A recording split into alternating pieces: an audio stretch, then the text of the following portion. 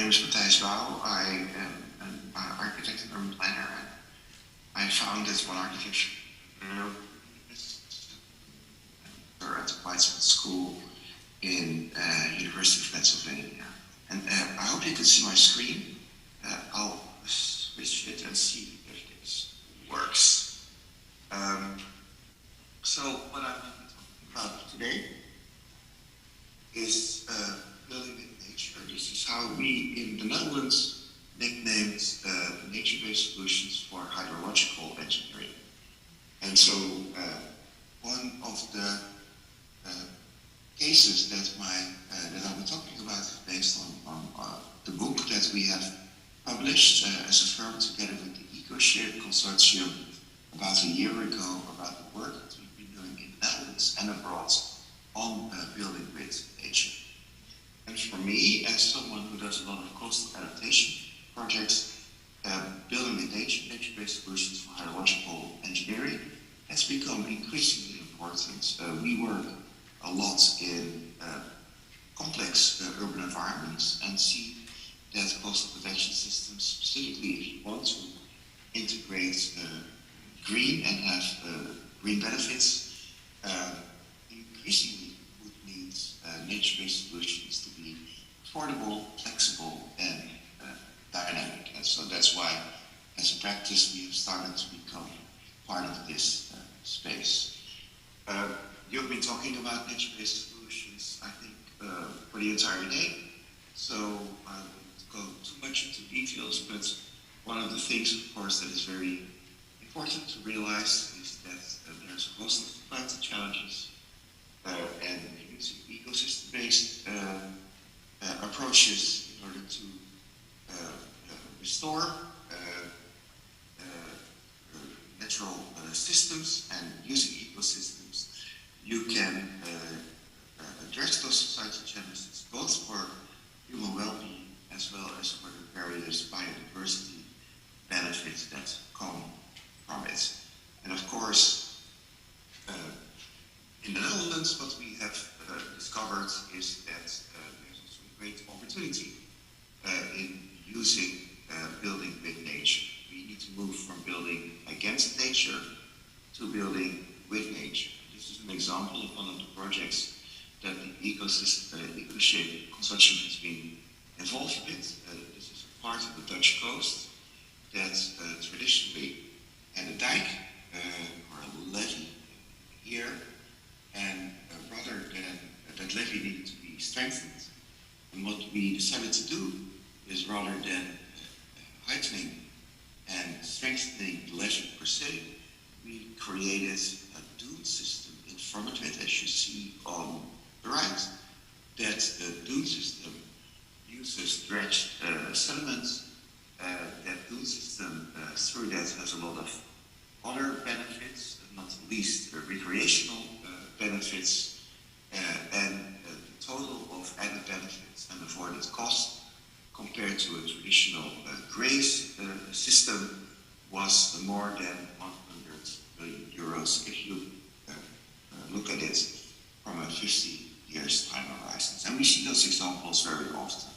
We see that the use of nature and harnessing the forces of nature is increasingly cost efficient and flexible in this time of extreme change. Of course, we know that nature-based solutions are part of a global trend. We see there's a lot of policy documents as well as a lot of research and pilot projects being developed now. And as EcoShape, we are very happy to be part of that. What I'll try to do today is to go through a number of use cases that we have been involved in the context of EcoShape, the building with nature in Indonesia, the Sandbox from the Delft coast, and some other projects. But in the Netherlands, we have built quite a catalog of building with nature projects in various environments, some in more urban environments or in port environments, but some also in lake or coastal environments. And out of that experience, we have developed a host of concepts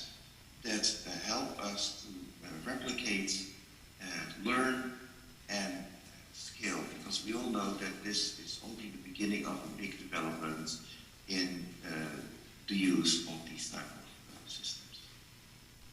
A very well-known example that we've been involved with is the Symposium on the coast of the Netherlands. This is an image of it to the in the top right of the picture. You see the port of Rotterdam, and the Symposium was a response to the fact that on the Dutch coast you have to do frequent beach nourishments, and each of those beach nourishments, if you would do them all locally, would disturb the coast, locally.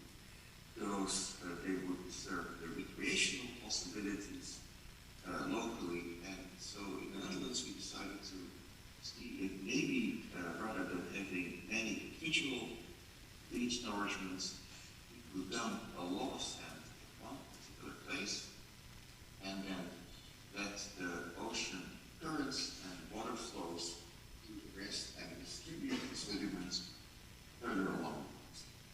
And one of the reasons that was interesting, of course, that it would create much less disturbance, but also that it would be able to have a host of other benefits. So this is how we visualize it. There's a lot of fresh sand in food launch, or what is called a mega nourishment. And the tides, the currents, begin to displace the sand, in this case north, and as the sand continues to spread, the beaches north of this mega nourishment will be strengthened and help also through that to advance planting, further reinforcing the coast.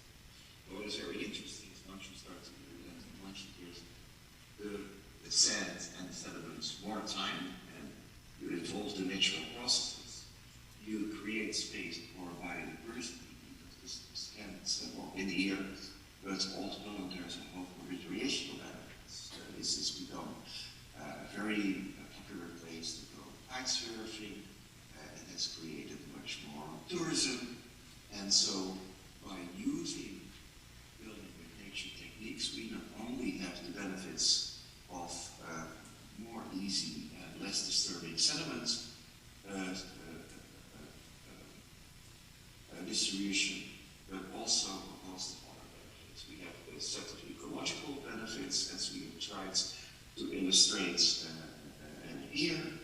We have a host of economic benefits that you have by increasing beach life. And so one of the things that we as the folks who are building with nature is we really try to communicate in our work the sort of holistic benefits that building with nature can bring.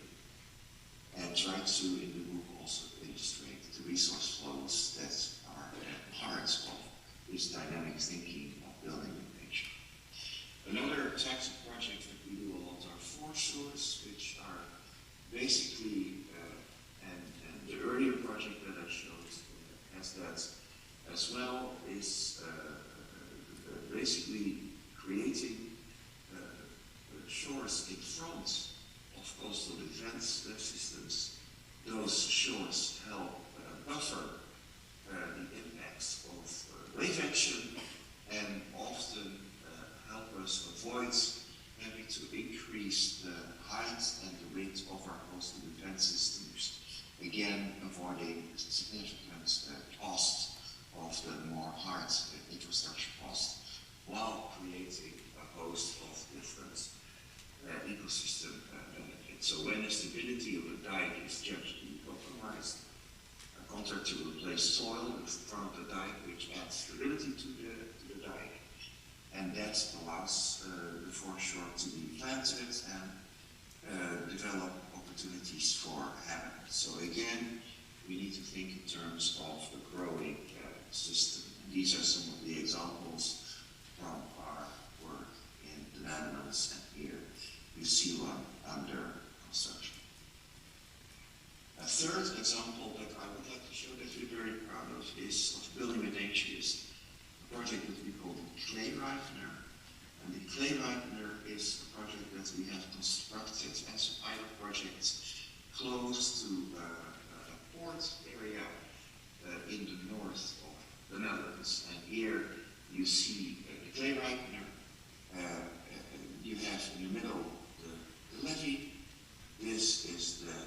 hinterlands behind the dike.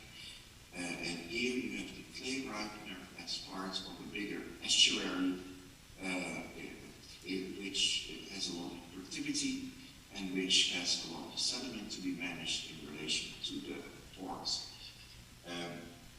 It is part of a large former estuary close to the port of Delfzijl, and what is happening is that a lot of the sediment that is being dredged out of the port of Delfzijl is brought onshore into the clay ripener and tried to be treated such that it can be reused for beneficial use. The estuary itself is often very shallow. It's a fantastic place for all kinds of migratory birds, but that sediment, specifically for the port activities, needs to find its place. And so the idea of the clay ripener is that the sediment is brought into a number of different basins, and after that the sediment is treated in different ways, because it's still very much an experiment. The water is drained out of it, plants are added to it in order to see if we can make this sediment into usable clay that we can subsequently use for construction in our levees. And so here is again an example of how it works. We have dredged material, we put that in these different basins, the silty sediment is pumped in there, and by dewatering, desalinization and oxidation, the sediment is transformed, and subsequently the clay is used to reinforce the dikes and to raise farmlands. And this is an example of one of the two that we have built, and as an experiment at this moment we were using different treatments for each of the basins in order to understand what are the best ways to ripen this clay and make it useful for beneficial use in the levee systems. And this is the levee that in itself will then be elevated using this ripened clay. A project in Southeast Asia that I'd like to show is in the northern coast of Java in Demak, which is a very muddy coast, a very low-lying geography, and there you see a coastal belt which used to have a lot of mangroves. These mangroves in the past were protecting a landscape that had a lot of agricultural practices. There was some rivers flowing through it, but this landscape over the years has degraded significantly. It suffers from subsidence. That means that a lot of the infrastructure and the economy and the villages are difficult to maintain there. The mangrove belt has been degraded, and our task was to see if we could restore that mangrove belt. And the way we did that in this context in Indonesia is by designing and erecting, together with the local population, a series of bamboo fences that would help reduce the impacts of waves, and that would trap sediment so that mangroves could start growing there again. From the area, it looks like this. We have re-established a significant mangrove belt in about a 20-kilometer coastal zone that then starts to act increasingly as the protective buffer that used to be there in the past for the areas behind it. And mangroves, of course, are great. They not only help attenuate waves or sequester carbon, but they also are nurseries for a lot of crustaceans, fish, shorebirds, and they really help improve the local ecosystems there. And that in turn has also helped improve the local economy and specifically the fishing that is happening there. So here you see this macro restoration process. And the project here in the market was not to plant mangroves, because we all know that planting often doesn't work, but by rethinking the sediment flow, creating the space on which the sediment, on years again, we created these bamboo fences behind those, and we have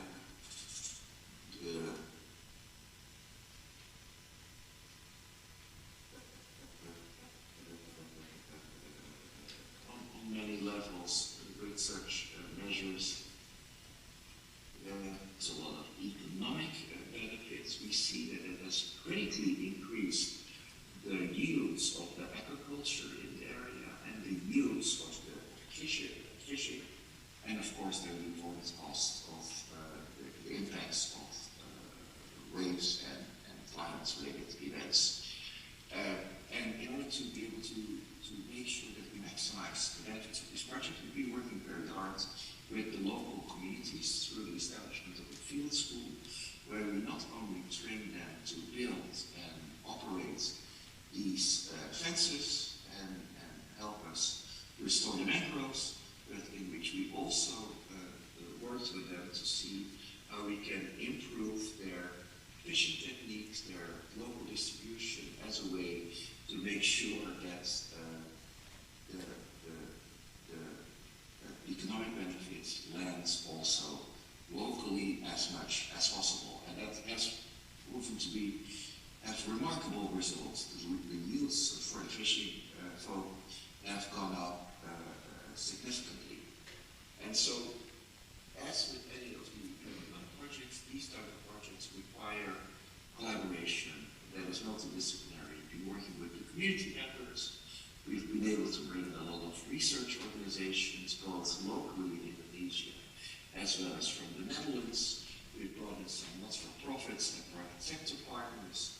We've been very much anchored and working on this with the Indonesian government, and through that created an innovation network that would help us sustain this way of working. And on the basis of all these experiences as an organization, we have tried to define a number of enablers. What makes it possible to create successful building with nature projects? And the 6 enablers that we have identified are technology and systems knowledge, using a multi-stakeholder approach, invest in management, monitoring, and maintenance, focus on institutional embedding, create business cases, and build capacity to do this work. And I will try to be a bit more elaborative about that.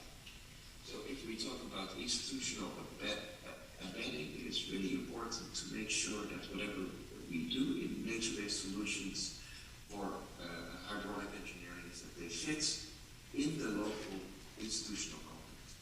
They follow the norms and regulations. And then once you start to work within that institutional context, further policies and processes can be developed to support the co-creation, build on partnerships and funding schemes that are necessary for the implementation of building with nature projects. Understanding the institutional environment and embedding projects in that is really critical. The second one is we as an organization make business cases. We realize that there are a lot of benefits, and a sound and convincing business case can practically generate the support and help financing for building the nature application. And of course, a key challenge is the difficulty quantifying the right range of savings and co-benefits of building with nature due to the soft advantages of performance, uncertainty of natural dynamics. But we have learned that by doing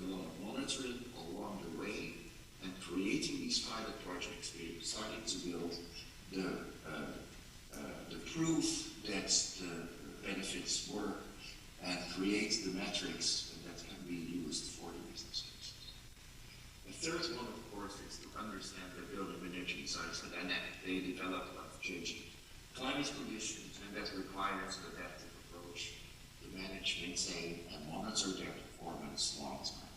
We often, working with feedback mechanisms in the system is really important, and we often see that tweaks have to be made for these projects to implement, to work well over time.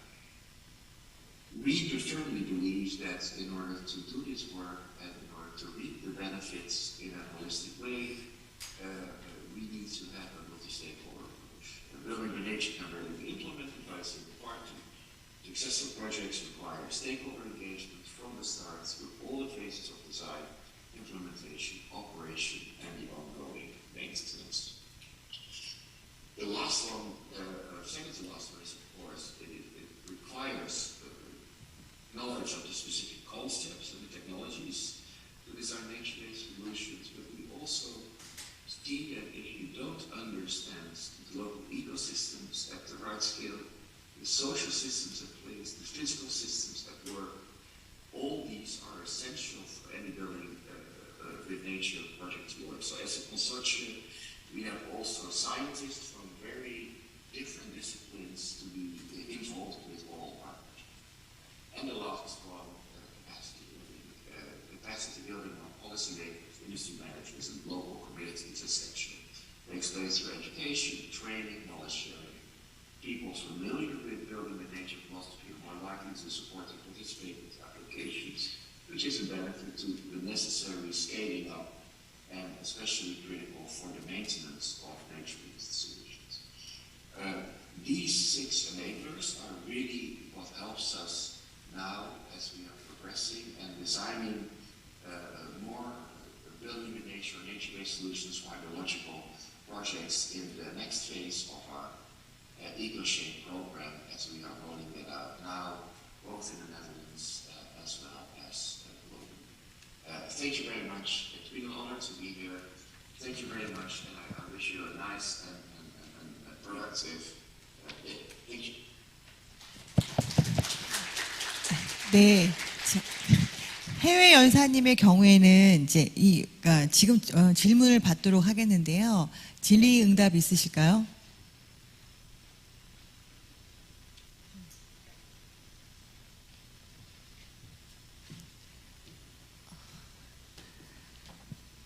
네, 한국말로 하시면 통역을 해주십니다. 네, 있으실까요? 네.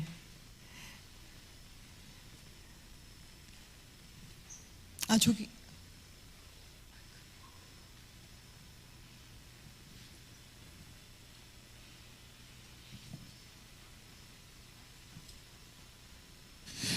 한국에서는 이 MBS 부분에 대해서 홍수 부분에 대한 어떤 역할이 어느 정도일지를 굉장히 논란이 있는데요. 박사님이 보시기에 지금 MBS의 이 홍수 저감 기능이 어느 정도 있을 거라고 생각하시는지 영어로 말씀해 주셔도 됩니다. 예.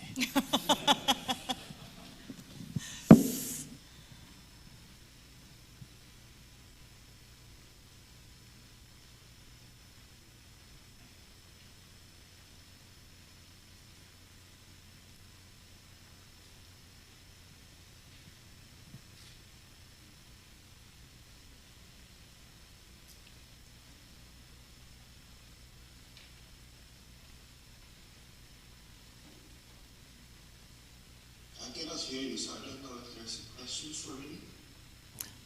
Then I'll gladly answer. 답을 영어로 들을 수가 없어요. 저희 통역사가 저희만 하고 바로 그쪽 마이크를 따고 그럼 어떻게 해야 돼요? 영어로 지금 할 수밖에 없는 상황이에요. 저희 외국인 있습니다. 저기 통역사 그럼 영어로 질문해 주시면 되지. 마이크로 지금. 네, 잠시만 통역 문제 때문에 잠시만 대기 부탁드리도록 하겠습니다.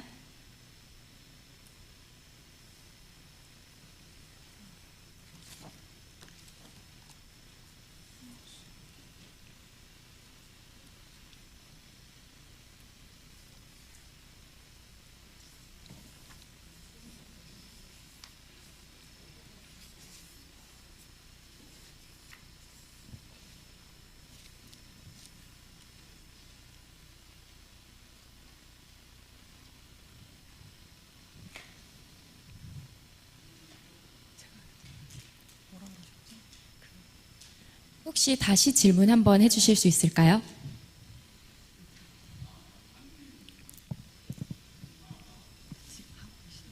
잠깐. 네, 그냥 말씀해 주시면은 저희가 한 번 더 말하도록 하겠습니다. 한국에서는 그 MBS 부분에 대해서 홍수 저감 능력이 어느 정도 될지에 대해서 궁금증을 가지고 있는 사람들이 많습니다. 그래서 이 부분에 대해서 홍수 저감이 없는데 MBS를 해야 될지 말아야 될지를 반대하는 사람들도 많고, 그래서 박사님 보시기에 이제 도심 홍수 부분에 MBS 저감 기능이 어느 정도 있을지에 대해서 어떻게 생각하시는지. 알겠습니다. 지금 하셨어요? Okay. It is a nice presentation. Can you hear me? I can hear you. Okay. The question from floor is about the flood control of MBS. So we are so curious about the effectiveness of flood control of MBS. It is main concern of many people in Korea. So how do you think about the flood control? Yeah, the effectiveness of flood control of MBS.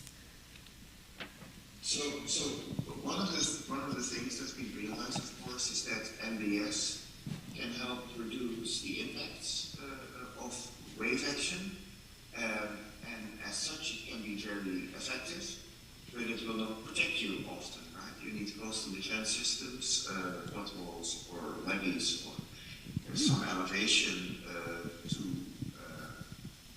keep the water out. But we have seen that creating foreshores, or either by using sediment or bringing dredge materials there, or having them in a more constructive way, helps to avoid, to make significant cost in raising the elevation of levee systems, because the foreshore will reduce the wave impacts, and by the time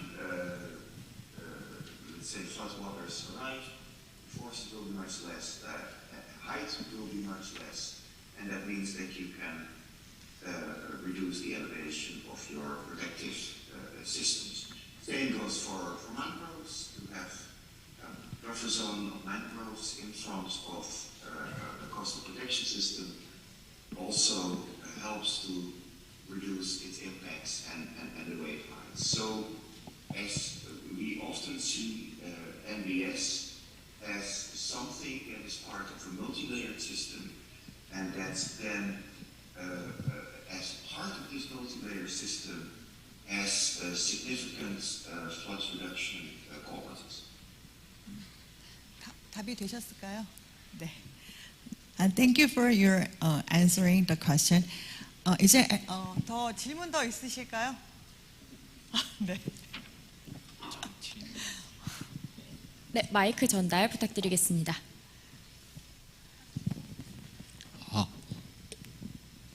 Can you hear me? 네. 이야기하면 될까요? 네네. 네, 하세요. 네, 안녕하세요. 교수님 발표 너무 잘 들었습니다. 저는 MBS에 관련돼서 이제 한 번 더 질문 드리려고 하는데요. MBS 자체는 자연의 영향을 고려해서 설계를 하는 것이라고 지금 설명을 잘 들었습니다. 그런데 만약에 기후변화 같은 자연현상의 급변함에 따라서 변화의 타격도 조금 클 것이라고 생각이 되는데, 실제로 프로젝트를 하시면서 어려웠던 해외 사례가 있었는지, 어떤 사례가 좀 있었는지 좀 궁금합니다. 그리고 어떻게 해결이 됐는지도 궁금합니다. So thank you for your presentation. Basically, the nature-based system, the MBS, this is a system that we design everything in the consideration of the nature's capability. But due to the climate crisis and the changes in the climate situation, the changes that we have to take into account when we do the MBS have to be something that is bigger than the past. So when you really take on your project, are there any difficulties that you think you face as the biggest challenges because of the sudden or unexpected big changes in the situation of the nature? And if that kind of biggest challenges you faced, how did you overcome those challenges? Yeah, I think that's a really good question and a really good observation. These nature-based solutions take time. They use sediment. there needs to be settlements available in the right quantities to have them grow over time, and for instance, grow at a pace that equals or outpaces sea level rise, because otherwise they run the risk of drowning. And so that's really one of the things that we're also worried about, is that sea level rise is there and accelerating. We don't know to what extent it will be accelerating. That depends on our ability to limit greenhouse gas emissions and some other things. But and so we know that even when we design a system now, using, let's say, the current flow rates and the current amount of sediment available, in the future, that might not be enough. We see everywhere that coastal infrastructure or marshes are drowning because they're being outpaced by sea level rise and maybe destroyed by increased storms. And that's why we think that this adaptive management is so important. We need to monitor these systems, and we need to adjust and adapt them based on the data that you get from the monitoring. And honestly, I share your worry. If sea level rise will go too fast, the applications of these type of solutions becomes increasingly difficult because they take time.